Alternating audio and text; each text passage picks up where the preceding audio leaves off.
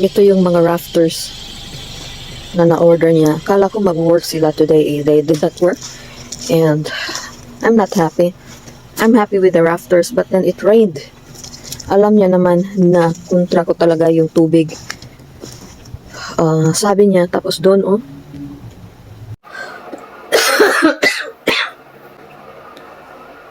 Hey guys, kumusta po kayo dyan? Ito po si Marilyn, your friendly Filipina Carpentera here in America. At nandito ako guys, wala pa akong tulog. As what I've said earlier, wala pa akong tulog. So, kumain na lang ako ng cake. My brain is not working. I'm not a morning person. I'm actually a night owl. Meaning, hindi gumagana yung utak ko pag araw. Kaya, medyo mahina yung ano ko ngayon, resistensya ko ngayon. But anyway, may ichichika ako sa inyo guys.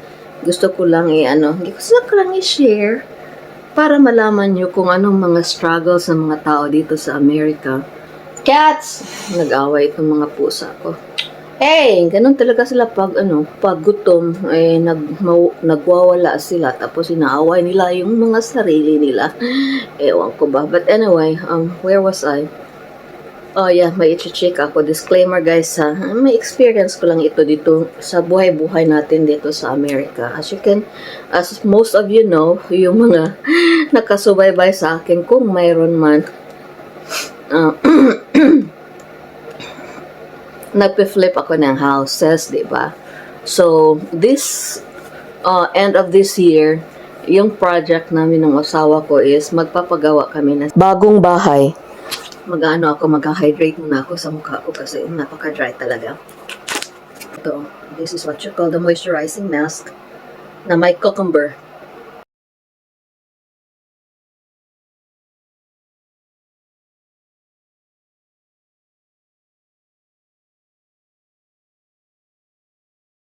May enkwentro na naman kami sa aking engineer. Disclaimer guys ha, pag nag-work ka ng ibang tao, nag-handle ka ng ibang tao, especially as a woman, and somebody who is not native in this land, foreigner, katulad ko, foreigner ako dito sa Amerika, parang nai-intimidate yung mga tao dito na parang sino ka boss dyan, dito sa amin, hindi ka taga dito, blah blah blah blah. Since ito yung trade na napili ko, mag-handle ako ng ibang tao, different people of different personalities, and as much as possible, kahit na ako yung boss nila kasi ako yung nagbabayad sa anong tatrabahuin nila, I really make sure na I treat them well, na nire-respeto ko sila, na I'm friendly to them. But at the same time, there will come a time na magka-clash talaga yung personalities nyo kasi hindi nasusunod yung kung anong gusto mong gagawin nila, yung mga ganun ba. So, itong latest na contractor ko, itong engineer ko guys, remember sa mga previous videos ko, sinabi ko doon na grabe yung pagmaltrato ng engineer ko sa akin. Ang original na nangyari dito is, nagalit siya kasi palagi kong change yung measurement ng windows. And the reason for that was because, di ba may blueprint, may original plan yung bahay na ipatatayo namin. Tapos, may contractor ako na gumagawa ng windows na nakaka-save ako kasi bumibigay siya ng malaking discount sa akin. So yun, nung pinasa ko sa kanya yung original plan ng bahay na ipapatayo ko, sabi niya wala daw siyang specific na measurement talaga na ganun as speculated in the plan. So sabi niya, mayroon akong ganito, pwede i-change natin ng kaunti. Sabi ko, okay. So rinilay ko yun sa aking engineer. Sabi ko, change of measurement sa windows. So ganun. Tapos, so nag-change na, na-draft na doon sa supplier ko, pinasa ko doon sa engineer. Sabi ko, ito na po yung ito na yung measurement ng mga windows. Tapos tiningnan niya, tapos pagtingin niya, sabi niya, mataas daw yung window sa kitchen. So, sinabi niya sa akin na palitan mo ng ganitong size. So, yun. Tawag na naman ako dun sa window maker ko. Sabi ko, mataas daw yung window sa kitchen. Kailangan daw palitan. So, pinalitan na. Tapos, para ma-final na yung ma-finalize na yung plano, sabi nung window maker ko na pwede mag-sit down kami ng yung engineer. Tapos, i-discuss nila yung yung final measurement para they will be on the same page ba of understanding na na-finalize na yung measurement. Tinawagan ko siya, sabi ko, may email ako sa'yo. And then, pag-email ko sa kanya, ito po yung nangyari. So, yun. Nagkausap kami. Sabi ko, hey, I forwarded your email. I'm sure nahuhubog ka na. Parang ka na sa daming email. Sabi niya, nagalit na siya sa akin, guys. Sabi niya, because you keep on changing, you have to stop changing. Parang ako ba? Kasi first time ko na nakarinig na ganun siya, nagalit siya ba? Na palagi mong iniiba yung mga measurement, blah, blah, blah, blah. Of course, palagi kong iniiba kasi i-orderin ko pala, pag-order ko, iba yung available. Siyempre, I have to tell you na change of bibili ako ng mga windows and yung bibilhin ko not available. Siyempre, change natin yung mga sizes, di ba? Tapos sabi ko, tapos hindi niya ako pasalitain. Tapos sabi niya, palagi mo change, which in fairness with him, guys, I think that was the third time or fourth time na change na yung mga measurement. Ganun talaga kasi ma-finalize lang yan. Once final, mag-agree na kayong lahat na ganyan na talaga yung Pero while hindi pa kayo nag-agree, of course, there will be some changes, right? Yung ganun ba? Tapos, hindi ko niya pasasalitain, parang nag-iinit na yung ulo ko ba yun? I consider this person a friend. But I think, in fairness with him too, guys, stressed out din siya kasi parang na-stressed out din siya. So, sabi ko, you go to your copy. Sinabi ko na lang sa kanya, let's open. Okay, itong page 1. Sabi mo, dalawa dapat na Windows dito. Isa lang yung order. Kaya, nag-order ako ng additional, okay? So, doon siya akala siguro niya na, yung changes na ginawa ng window maker ko, base doon sa ni-request niya. Okay? Sabi niya, okay. So, instead na 2 windows ito, ginawa na lang niya isang whole window. Okay? Para sa request mo. Sabi niya, okay. Parang nagkalma na siya. Tapos, itong page number 3, sabi mo, 3 may extra isa, binawasan ng isa. Kasi sabi mo di ba? Na may extra bawasan ng isa. Siya, that makes sense. So, parang gumaan na yung niya, pagkikitungo niya sa akin. Tapos, di ba sabi mo, yung sa window doon malapit sa stove, paiksian? O di sinabi ko sa niya paiksian, di ba? Sabi mo yun. Yes. So, para na siyang para siyang naggaan na yung kalooban niya. Tapos, laugh na siya doon sa, while we were talking. Ako hindi na ako nasisiyahan. Huwag kang magtawa-tawa dyan Ano mo ako kanina, pinagalitan mo ako kanina. Di ba ito yung request mo? Yung ganun ba? So, yun. Hi! But on a lighter note, nasisiyahan ako kasi tingnan nyo, ang laki na talaga ang nagawa nila. Tingnan nyo yung kaibahan before. Kalasangan pa yan before. Pero ngayon, at least, happy na ako kasi at least may bahay na nakatayo doon.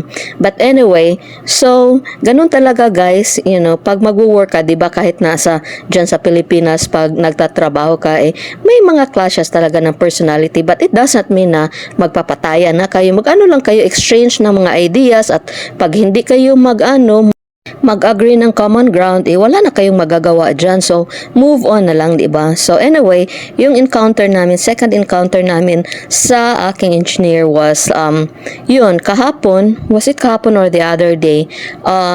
Tinawagan niya ako kasi na-build na yung main floor. So yun, tinawagan niya ako, sabi niya, hey, yung mga mga bintana na order mo mali, may malaking mali. It's like sabi ko, oh my gosh, bakit mali? Di ba nag-agree na tayo? Tapos sabi niya, yung sa kusina na pinalitan mo, malaki, mataas pa rin. Sabi ko, bakit mataas? Di ba nag-istorya tayo na palitan ng size kasi sabi mo mataas. Sabi niya, hindi ko sinabi sa iyo na palitan ng size.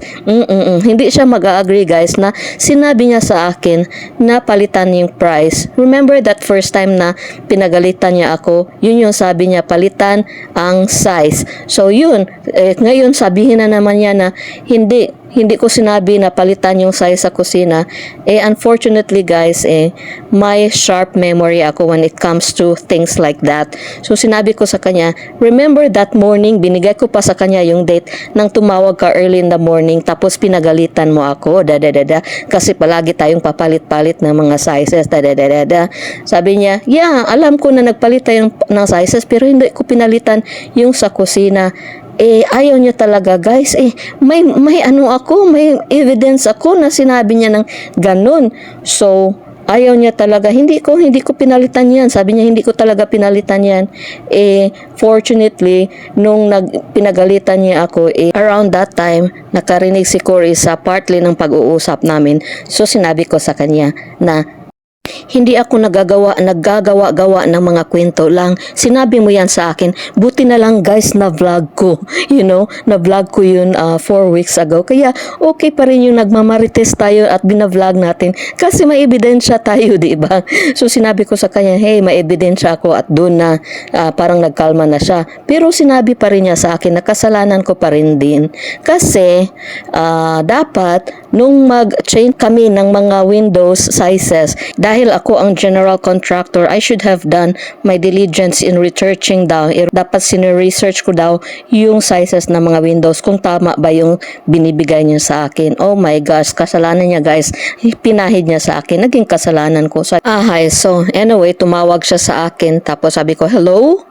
Sabi niya, hey, so kalma naman siya guys, ang mabait, you can just tell na mabait talaga itong engineer ko. Syempre kahit anong kabaitan natin, di ba, magka-clash talaga, meron talaga mga disagreement. So sabi niya sa akin, so anong plano natin ngayon, paano natin to itutuloy? So sinabi ko sa kanya na at yung pag-uusap namin guys ay hindi sigawan ha, parang parang friendly and respectful disagreement, yung ganun ba, na may respeto pa rin kahit na hindi kami nag-a-agree. Tapos sabi niya na, paano natin to isusolbad or how would we continue? Paano tayo magpapatuloy nito? So sinabi ko sa kanya, you know what? Ayaw kong maging masamang tao, ayaw kong sisirain yung testimonya ko bilang Kristiyano dahil lang sa mga windows, dahil lang sa bintana. Sabi kong ganun. So bibili ako ulit ng bintana. Sabi niya na parang na din siya ba na hinuklog. Ano ba yung hinuklog? Parang na din siya, na convicted din siya ba? Sabi niya na hindi naman ako nag-a-ask lang ako kung paano natin ito itutuloy. So yan. So friends pa rin kami.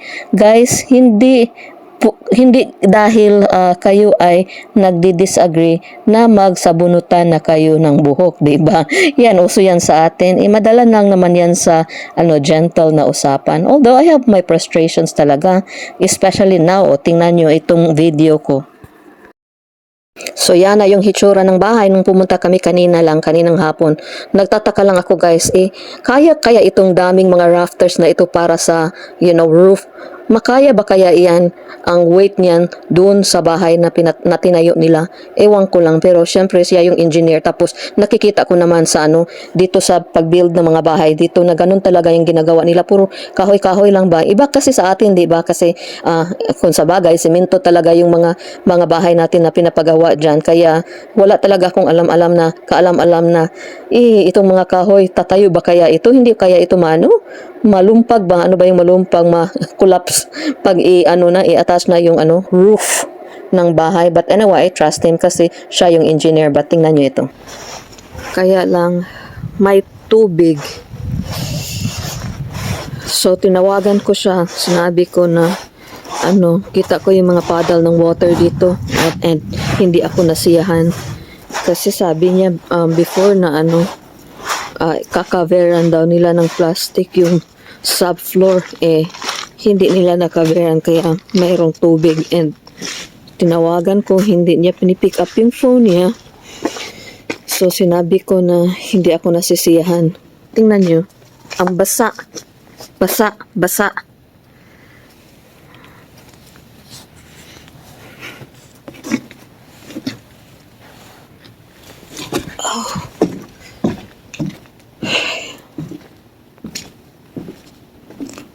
Anong gagawin natin dito? Basa ang tubig. See? Puddle of water. Nakakainis. Although guys, pressure treated naman ito. Kaya tingnan nyo, ang puddle ng water hindi nag-a-absorb doon sa subfloor. Kasi, siya, pressure treated. So parang, hindi siya talaga. Tingnan nyo ito. Ang tigas talaga. Ito lang yung but then after that matigas na. So hindi pinapasukan ng tubig unless if palagi na lang nangyayari. So Yan. Kaya hindi na-absorb yung tubig dyan sa ano. But still, alam niya na ayoko ng ganito na may tubig. Kailangan nila itong resolutionan. Tapos yan, iaangat yan. Ito, iaangat ito. Dahil yan yung maging A-frame doon para sa what do you call this one? Sa roofing. Guys, nako. Napakalalim nito.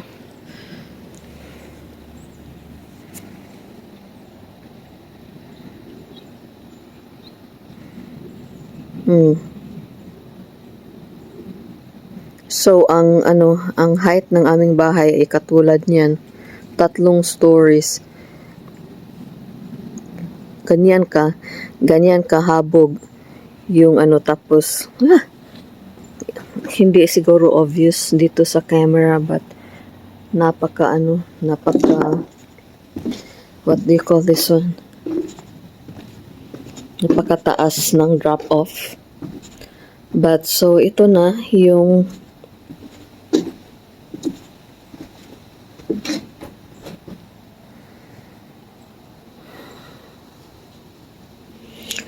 ito na yung hitsura ng bahay ngayon. Dapat hindi ako masyadong mag-alala sa tubig kasi tinawagan ni Corey yung father niya. Sabi niya, may tubig doon sa subfloor namin. Nabahaan yung bahay namin. Sabi naman ng papa ng asawa ko na huwag kang mag-alala kasi yung mga ginagamit nilang materials, they are treated to withstand water. Tapos nung pumunta kami doon sa hardware store, sinabihan ko yung salesperson, sabi ko bina kami ng tubig. Sabi naman ng tao, huwag kang mag-alala kasi yan, pressure treated yan.